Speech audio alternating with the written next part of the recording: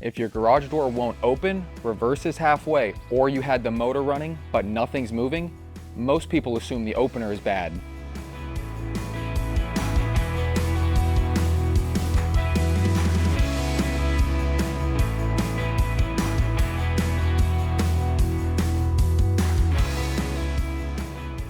But that's not always the case. The garage door opener is really just the control system. It tells the door when to move, but it's not doing the heavy lifting. If something else in the system fails, like a spring, the opener can't do its job.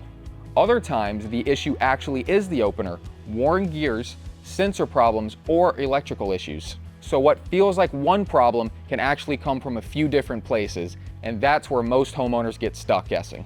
First, we test the full system, not just the opener. We want to know if this is actually an opener issue or if something else is causing it. If it is the opener, we determine whether it makes sense to repair it or replace it. Sometimes it's a simple fix. Other times, replacing it is the better long-term option.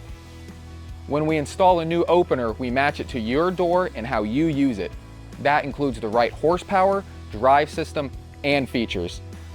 Then we calibrate everything, including safety sensors and travel limits, so the door opens and closes smoothly, and stops if something is in the way.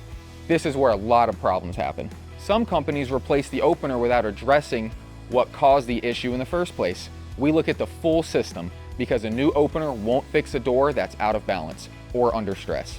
We also take the time to explain how everything works so you're not left guessing what was installed or how to use it.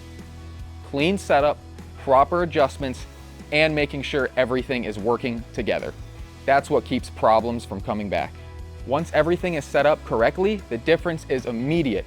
The door opens smoothly, it's quieter, and it responds the way it should every time.